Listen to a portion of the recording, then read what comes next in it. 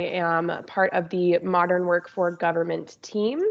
And our efforts for this year are going to be to try to create an environment where we create some government-focused content that is specifically geared towards our customers in the GCC space, the DoD space, and the GCC High space. All of those are various cloud communities that have different restrictions and limitations and are very different from our commercial customers. So our goal here is to create some events and networking opportunities to get our federal, our state and local government customers on the same page about what's available. Today, we're going to be talking specifically about inclusivity and productivity in the workplace. That is kind of on a theme where the month of October is National Employees with Disabilities Awareness Month. And we're here to kind of discuss some of those inclusive aspects of M365, as well as to support and emphasize the fact that these accessibility features are also present with productivity. So as I said, my name is Abby Quinn. I'll be here for the most of our series. Our next event is December 2nd. I will talk about that at the end of our presentation. And thank you so much for being here today. I'm going to turn it over to Gabrielle Allen and kick us off with Inclusivity in Action. Awesome. Thank you for the warm introduction, Abby.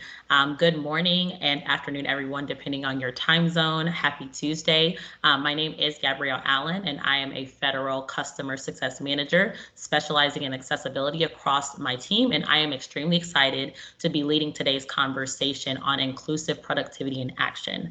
The purpose of today's Lunch and Learn is to share with you all how you can leverage different features, specifically in Microsoft Teams, for an inclusive and productive experience while collaborating and working. We understand that remote work looks really different for a lot of us, and everyone has different needs and preferences. So Microsoft, we do a very, we're very focused on ensuring that the products are geared toward everyone. And so with that being said, I want to go ahead and start off by saying happy National Disability Employment Awareness Month. The theme for the National Disability Employment Awareness Month for 2021 is America's Recovery Powered by Inclusion. So this reflects the importance of ensuring that people with disabilities have full access to employment and community involvement during our national recovery for the COVID-19 pandemic. And actually, the Department of Labor has different days happening where you can help support the overall cause and awareness and participate in different ways by implementing these different initiatives. So definitely visit that website, and I'll drop that in the chat at the end of this Lunch and Learn. In support of this month, we continue to promote independent learning by educating our valued users through platforms just like this Lunch and Learn session, and continuing to improve our accessible technologies that support individuals in unlocking their full potential. We like to address diverse needs such as learning, visual, hearing, mobility, neurodiversity, and mental health. So with that being said, I want to touch on what work looks like for us today. Our reality is that we are living in a changed world.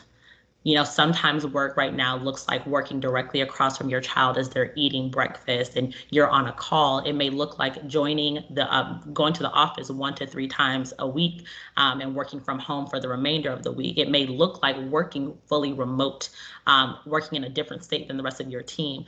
But in all, we recognize that technology can still keep us connected. What I want to highlight here is that regardless of your scenario, we are still a connected society, and we can remain connected in our work, our education, our daily lives, and we can also manage our productivity with technology that meets these diverse needs. And with that being said, in our current work from home culture, it has never been more important to focus on how we include everyone and ensure we can be productive. Remote working, learning, and information sharing can be more challenging as digital content and platforms develop. However, we recognize that accessibility is the vehicle to enable inclusion of people with disabilities and ensuring productivity for all. So today, we will talk through kind of what accessibility is, why it's important, as well as walk through a really quick demo on the different integrations and features that allow for an inclusive and productive experience. as we think about what an accessible journey looks like, the first question that many people may ask is, what exactly is accessibility? Transparently, it can mean a lot for many different people. Some people, it means when I'm building something, when I'm creating a product, I want to make sure everyone can use it. For others, it may be just making sure that you're in line with compliance standards. Some may also think about digital accessibility, ensuring that people are connected to other people and information, and that users have interfaces that are customizable and adaptive to their needs. But really, accessibility is about enabling people to achieve whatever it is that they want to achieve. Your mission work is important to us, and we want to make sure that all of the different processes and daily tasks that you carry out meet your needs and also are help you reach success every day. So ultimately, it's for creating experiences that are better for everyone. To round out this portion of our Lunch and Learn, before our demo, I want to highlight that one of our biggest learnings has been that accessibility needs to be built in and not bolted onto the end of a process. We don't want to create a product and get feedback and say, oh, let's remember to do that. In the process of building out these different technologies and AI systems, we want to make sure that we're considering those with visual needs, with hearing needs, those with neurodiversity needs. So with that being said, today we're going to walk through some of our basic features and different productivity scenarios in which you can carry out to ensure that your team's experience is optimal. All right, so super quickly, I'm going to stop sharing my screen so that I can move over into our demo. And while we do that, I would love to get some chat interaction to see, what is your favorite team, inclusive teams feature or productive teams feature that you utilize today. So I'll give everyone a couple minutes while I pull up my demo environment. I can kick off that question really quick. I think that one of the most important things for me is being able to pin chats and pin different Teams channels. So I do use the shortcuts, but I also, for the neurodivergent piece, Gabrielle, that you just mentioned, I very frequently will forget a conversation if it's not in front of me. So I'll pin that chat up to my chat panel, and that helps me keep it top of mind until either the project is finished or the conversation is over. It kind of helps me stay on track. Absolutely. Absolutely. I see we have Jenna and Asia. Since we have two or three people on, do you have any favorite accessibility features within Teams, or maybe any features that you want to see? Hi, Gabrielle. Hi, Abby. Yeah, my favorite is just being able to turn the screen black so that I can, change the way that my eyes adjust to the screen within itself. Absolutely. Give those eyes a rest. Yes. Yes.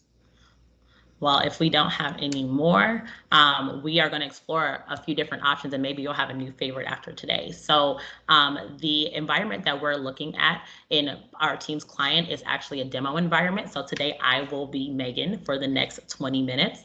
And Megan is wanting to explore different features that help her be more productive, but also are inclusive for her, as sometimes she can struggle with focusing as she has too many notifications going off. There's pings, there's dings, there's all different things happening. So today we're going to explore how we can make this environment more inclusive and productive for Megan.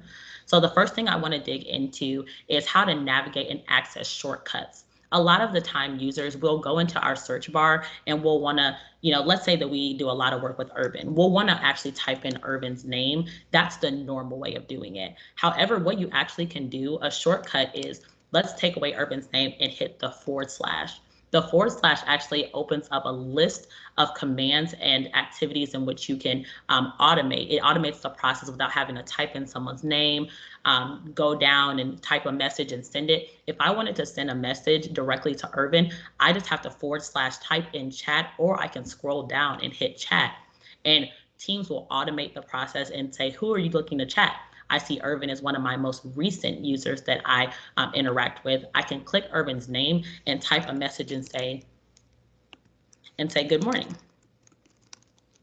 And so Teams actually will go ahead and send that message, and that just automated our process altogether. Normally we type in his name, we go in, we send a message, hit enter, but here from the search bar, I had the opportunity to send a quick message to Irvin, and as you can see, the message was sent. Another thing, let's explore another shortcut here. So /, remember that's going to be the way to do these shortcuts via the search bar. And this is called built-in search. If you want to search someone's activity, let's say I do a lot of work with Patty and I want to see what Patty's been doing. All I had to do was /activity and click Patty's name. And as you can see, it shows all of the different conversations I'm having with Patty, what she's been doing in Teams, and that was just a way for me to kind of, quickly get that done. Lastly, I want to look at another command, which is setting your status. Sometimes we'll go to our top right-hand corner and click our profile picture where we can set our status, but you actually can hit the / and set your status from here. So if I want to be on do not disturb, I have some training to do, I really don't want to be disturbed, I can actually do /DND or / scroll down and hit do not disturb. And as you can see, my status actually changed from available to do not disturb. So that's another quick way to get that done. And if you have any questions around keyboard shortcuts, and this is also meets the needs of any type of mobility needs, you can go in on the top right-hand corner to the left of your profile picture and click the ellipses or your 3 dots to the left of your profile picture, and your keyboard shortcut actually opens up a listing of keyboard shortcuts that will help you navigate single-handed controls on your keyboard. And so we have general shortcuts, they have navigation, messaging. So if you ever just need a reference point, you can come here for that. All right, so now we're actually going to get into what Asia was discussing, which was around, your visual preferences. I'm going to click out of our keyboard shortcuts and go into settings. So again, we'll find settings to the left of our profile picture, and we're going to click into our settings. Under general, you'll see that we have 3 different themes that are built into Teams. Now, this is super helpful from a productive and accessible standpoint. Let's start with accessibility. For accessibility, those who have visual impairments or prefer for a more intense color theme, they can opt for a dark theme, which helps, that's easier on our eyes. It helps us when we're working at nighttime or long hours. And the high contrast actually brings a more intense color to our Microsoft Teams client for those who have low vision. So Asia, that was one of your favorites, and that's something that that you can set your Teams client to look like just based off of your preferences. So yeah, I just wanted to hit on that super quickly. Next, I want to go down into privacy. So we're still in settings, and I'm actually going to set my my theme to dark, and I want to go down to privacy. And in privacy, we're now going to hit on some of the neurodiversity preferences, because sometimes when we're working, we have different notifications going off, different sounds from Windows, Outlook, Teams, and we want to make sure that you all know that you have the opportunity to customize your environment to fit your needs so that you are able to focus. Or if you do require that you have sounds going off to remind you that people are pinging you and activity is happening, you can do that. So in privacy, let's start in notifications. We're going to, you'll notice that under email, you have a mixed activity option. And so here you can set to how often you want your Teams client to remind you that you have missed activity. You can get this as soon as possible, once every 10 minutes, every hour, once every 8 hours, every day, so once a day, or you can turn it off altogether. If you know that you're going to check your missed activity and you don't need any notifications, you can also turn it off altogether. For me, just because I want to make sure that I stay up to date, I'm working at Microsoft, I may be new, I'm going to set mine to every 10 minutes. Another option is your appearance and sound. You can allow for you to have a preview of your activity and messages that you're receiving, or if you're like, I really don't want to preview that, I just want to make sure that when I go into Teams, I'll see it, you can toggle it off. Same thing with sounds. Sometimes sounds get overwhelming and there's lots of, there's noises going on when you're trying to complete training. Maybe you're studying for a test and you don't want any sounds. You actually can turn that off. And when you're ready to turn it back on, you can just hop right back into settings to do so. Under Teams and channels, these are also for your desktop and activity notifications. A lot of the time, if you're hearing a lot of noises and pinging and things like that, that's because you have it set to all activity, meaning that your messages, your reactions, when someone tags you and mentions you, you're receiving those messages. If you're saying, hey, I don't really want to, get it whenever when someone mentions me in a team or a channel, but I do want to make sure that when someone mentions me, replies to me, or if my manager reaches out, I want to make sure I receive that. So you may want to set it to mentions and replies. Or if your specific role requires that maybe you can work individually for majority of the week and you're able to manage your time more efficiently, then you may want to set it to a custom. And when you click custom, it'll actually open up the different ways in which you want your notifications to filter through on Teams. So you're able to customize your personal app mentions, your team app mentions, and so much more. So I definitely encourage you to explore that to make sure that you have the experience that you desire. So I'm going to click out of here. And while we were kind of talking about notifications and who the notifications you want to come through, I really want to lean into let's go back into our settings to the left of our profile picture. And here, let's go to privacy.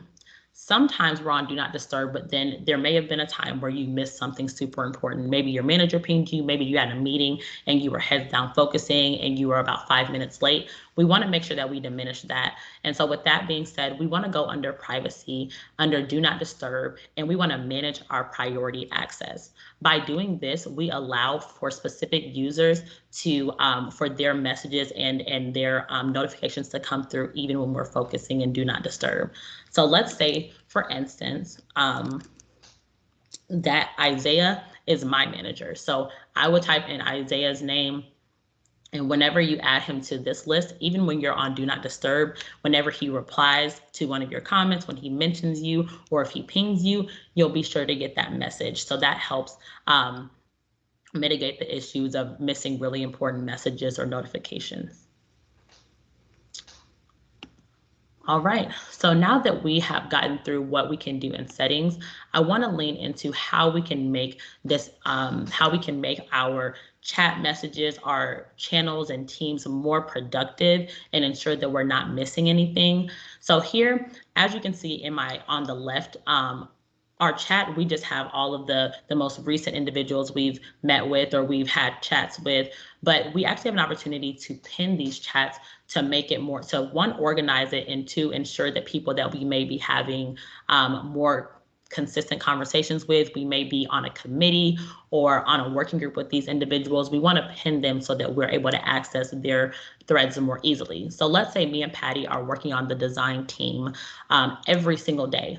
We can actually click the ellipses on the right hand of Patty's name and click pin. And so what this will do is this will pin Patty's thread so that whenever you log in the morning, you're having an 8 o'clock meeting with Patty every day, Patty's thread will actually be on the top every single time. It won't move unless you unpin it. And you can easily unpin Patty's thread by clicking the ellipses and clicking unpin. Another thing I want to note is that you're not limited to how many threads you can pin. You can pin Irvin as well. Let's say that Pradeep actually joined the committee as well. We want to pin him. So, definitely utilize this to as much as you need to make sure that you stay organized and that you're being most productive in teams. I also want to say that this is mirrored in our teams portion. So under channels, something to note is that you cannot pin a team, but you can pin a channel. So let's say I'm on the design team and American Design Awards channel, we're doing a lot of work right now. We have a project deadline coming up, and we want to make sure that we pin this channel so that whenever I have something to say or whenever I get notifications, I'm able to access it very easily. Here, we're going to click the ellipses, and similar to what we did with our chat threads, we're just going to pin it. And this pin will actually filter all the way up to the top so that we have easy access. So, and again, you can do this with multiple channels. You're not necessarily limited to the amount of channels. Just keep in mind that you won't be pinning a team, but it'll be a specific channel. All right. And so, last but not least, I want to make sure that I did I lean into meetings? I know that we do a lot of collaborative work within teams, but meetings is probably what a lot of you have questions on. How can I be productive in meetings? How can I ensure that I'm creating an inclusive experience for my users? So I'm going to go ahead and go back to my PowerPoint here so we can explore some meeting options. So give me 1 second here. And I also want to kind of hear if there are any, if there were any changes to your favorites while while we went through those different features in Microsoft Teams.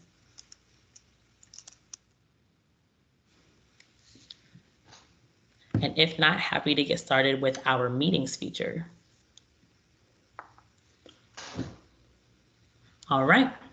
So we're back in our deck and we're going to explore some features within Microsoft Teams meetings that ensure that we are meeting our different needs and preferences as far as accessibility and productivity. The first one that I really want to highlight before we get to live captions and transcriptions is the very first thing that you'll see at the top of your Teams meeting is a hand feature. This hand feature allows for you to raise your hand, and it's super important that we, exercise this this specific rule, because for those who have, there are deaf or hard of hearing, if we come off mute and we start talking, then sometimes it's difficult, for them to know like who's talking. There's different profiles lighting up, and you have multiple people talking, and then messes with the live captions and the transcriptions. So we want to make sure that we practice proper hygiene in meetings and that we're exercising that raised hand feature.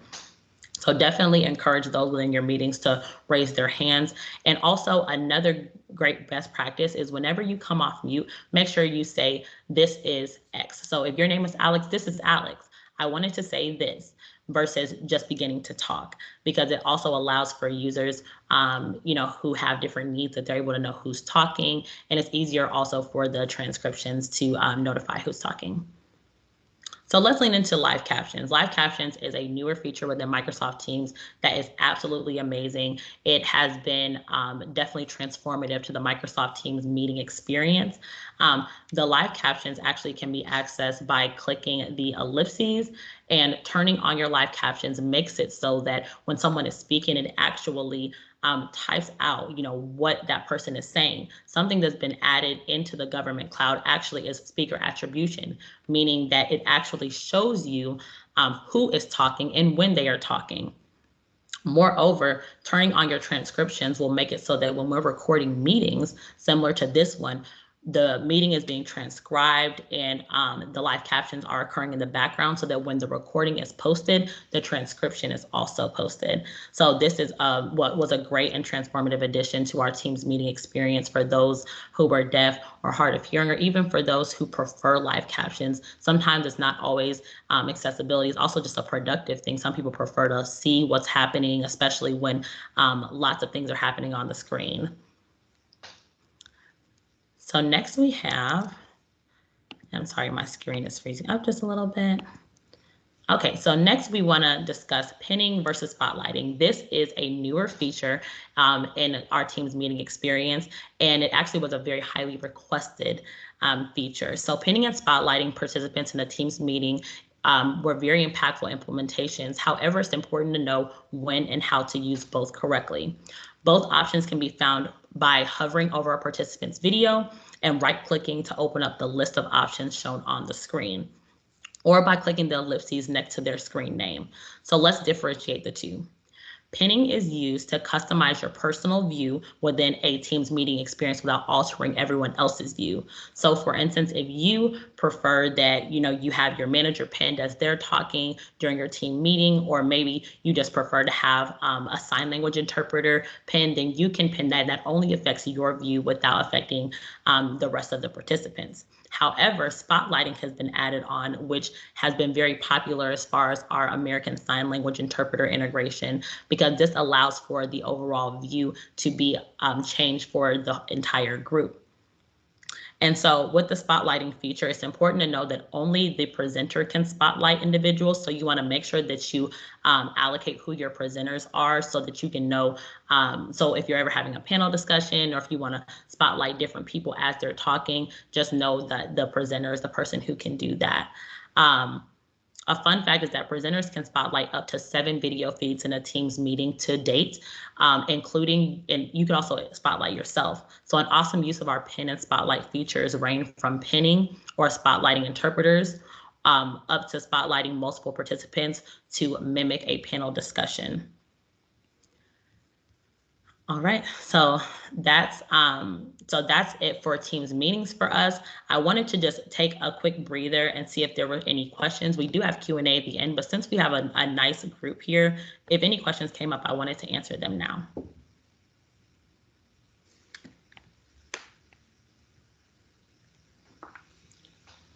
All right, if no questions, I wanted to kind of talk through some different statistics as far as accessibility and why this is even important. There are over 1 billion people in the world who have disabilities, many of whom have assistive technology, but only 1 in 10 have access to the products needed. And this means that many of them can't fully participate in our economies and societies. Accessible technology can allow for us to fully participate as a society. And in 2004, a Forrester study found that 57% of current working age computer users may benefit from accessible technology. And so this is why we really have made it a priority to continue to improve our accessible features in Teams and as M365 as a whole. In the United States, the unemployment rate for people with disabilities is double that of people without. It's also important to know that 70% of disabilities are invisible. So all of them are not going to be disabilities that you can see right off bat. Some of them, again, are neurodiversity. Some of them are learning disabilities. Some may, read slower. So having the opportunity to integrate PowerPoint and users are able to navigate slides on their own without affecting the overall group is a great example of some of the unseen disabilities that have been integrated into Teams. And finally, remember that disability, whether temporary, situational, or permanent, is something that can affect any of us at any time. So even though you may not have this need directly for yourself, it's important to begin practicing this and creating the proper hygiene so that you're not kind of left behind, or you're not trying to implement this too late if it does end up affecting you or someone close to you. So what I want to leave everyone with is that, accessibility is a responsibility and an opportunity. It's our responsibility to include all and to continue to create products and create an environment that's inclusive for all. But moreover, it's an opportunity. It's an opportunity for us to really grow and create an environment that we all can be productive in. I want to emphasize that it's important to understand we recognize the responsibility that we're passionate about creating products and services that are accessible for everyone, creating an inclusive environment and space for all users to succeed in their work. So I really appreciate you taking out time to really learn and grow your understanding of what is available in Microsoft Teams, as well as what's available in M365. And I know that we'll have a lot of great sessions coming out of this one.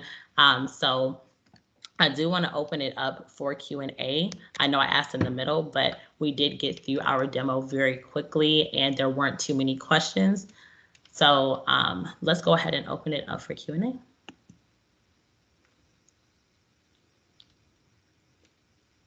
Thank you, Gabrielle. Awesome.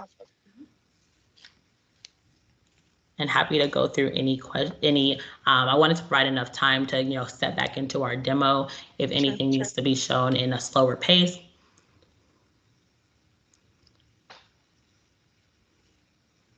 I am going to go ahead and stop the recording.